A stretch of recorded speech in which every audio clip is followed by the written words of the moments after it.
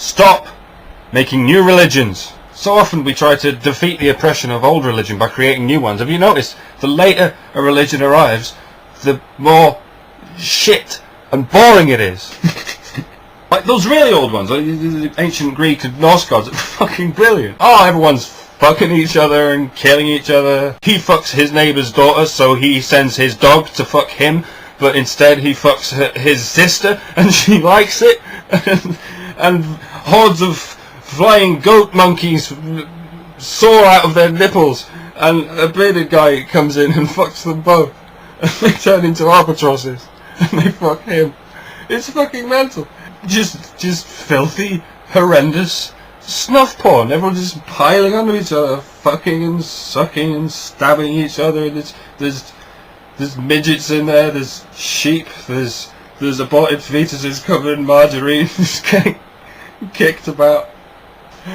Just people ruining each other. Seriously, look it up. Some of the nastiest shit you'll ever see. It's riveting. And then there was Hinduism, which is similar, but slightly less sex and a few more sort of special effects, you know. But the special effects are in the sex. It was a bit sort of message heavy at times, but it was definitely worth it. Because he's 6-titted, 9-armed dominatrix fucks 1,000 peasants in a row. Definitely worth the wait. And then Judaism came into the TV schedule, which it is now in this metaphor. They came along with this heartwarming, if slightly mawkish, story about the hardships of these modest but proud people. And everyone else was like, thanks for the autobiography, but who the fuck are you? And then Buddhism came along. It was basically the spin-off of Hinduism in the end. Sort of the Frasier of religions. Someone just at some point said, hey, instead of following the show's stars, let's follow the fat bald guy and see what happens. Yeah, it's alright actually. And Taoism and Confucianism pops up and everyone's like, love all the martial arts. Love it. More of that. I haven't got a fucking clue what's going on. And then we had Christianity. The sequel to Judaism. And everyone thought, the sequel to Judaism. It was like when someone came along saying, we've got a sequel to Evil Dead. What? Why would you? But then you watch it, and for the whole time you're just going, this is the funniest thing I've ever seen, but I can't laugh. I realise I may offend quite a lot of people by comparing Christianity to Evil Dead 2, and allow me to apologise unreservedly to any worshippers of Evil Dead 2. I make that comparison entirely and only to illustrate a point, a timeline, if you will. And then of course came the third sequel, the one that plagiarises both Christianity and Judaism. But that's not like Evil Dead 3. No.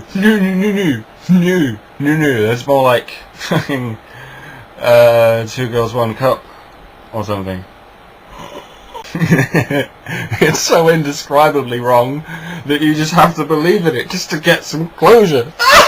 That's right, I'm calling your religion a 1-minute course in lesbian shit eating. What are you gonna do? What are you gonna do? Fucking murder me? Oh, go on then, I'll fucking die a martyr and go up to heaven, slap your God on the back and say, hey, how you doing? You see that guy down there who just murdered me? Make his life a misery. He'll go, hey, it is already, he believes in me. Hey, I knew you had my back, big man. I'm talking about Mormonism, of course. Sorry, but I live in a European capital and I genuinely don't want to get murdered. And before you get offended, all I'm doing is comparing religions to films and TV shows. And you start to think, it's not really a very fair comparison. Well, yes, it is.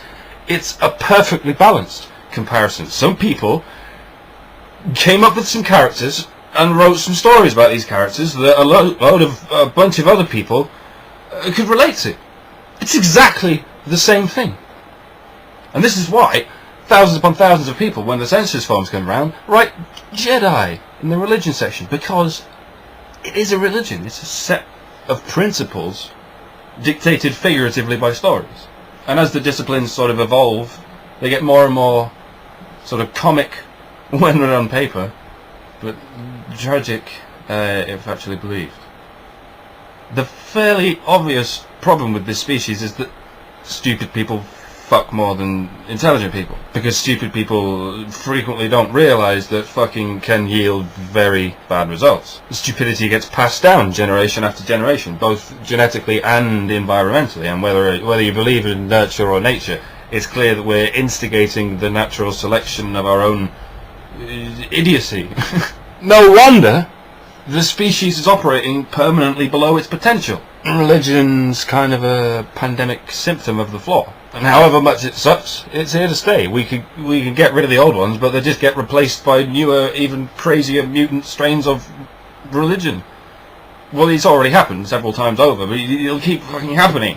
I hate to say it, but unless we can find a way to stop stupid people from fucking, we're pretty much doomed. And in a way, that's kind of what monotheistic religion does, deliberately or otherwise. It convinces people not to fuck. Well, not to fuck unless we say so, unless we deem you worthy to fuck. But without these restrictions, you get things like Japan. I mean, Japan reveres and celebrates sex at every single opportunity, and that's why it has such a rampant schoolgirl prostitution industry. And that's fine, you know, that's fucking awesome. But that might have some kind of connection with the fact that they're all ridiculously overcrowded and they all live in tiny little rabbit hutches with their 12 children, and the age of consent keeps going down and down and down. I think due to an unforeseen credit crunch, the age of consent in Japan is now -12. I don't know how... something to do with ovaries. So religion's a relatively clever attempt to control the population. Unfortunately, it controls it using lies. And the problem with lies is lies turn intelligent people into stupid people. It's a direct sort of change. So in terms of what it does to the species, it sort of completely shrimp dicks the growth of intelligent people, socially and genetically. And there are much better ways of controlling the population. Instead of lies, there are distractions. I speak, of course, of the internet. When you have the internet, you don't need to get laid. You don't need to go running around on the streets looking for something that might look sexually intriguing. You've got it all right there on the screen in front of you. And you can't fuck a screen, you can't rape a screen, and you can't get a screen pregnant. Not yet, anyway.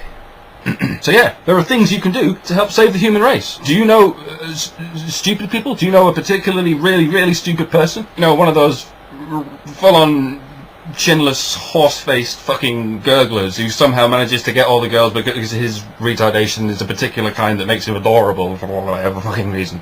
Give him the internet. Give him unlimited broadband. Subscribe him to World of Warcraft. He'll never fuck again. And unlike castration or indeed religion, it's safe and is much less likely to lead to psychopathic tendencies. Do it now. The fate of the world is in your hands. Oh, and girls. Fuck nerds. Fuck nerds.